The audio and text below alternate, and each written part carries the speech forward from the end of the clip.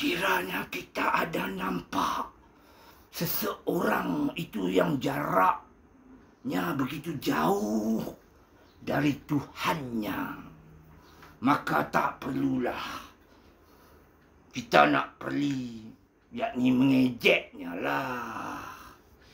Sebabnya kita akan jauh darinya kerana Allah lebih dekat dengan insan pendosa dibandingkan dengan insan-insan berstatus bongkar.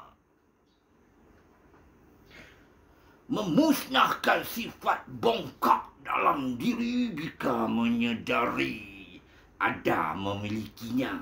Jangan bimbang.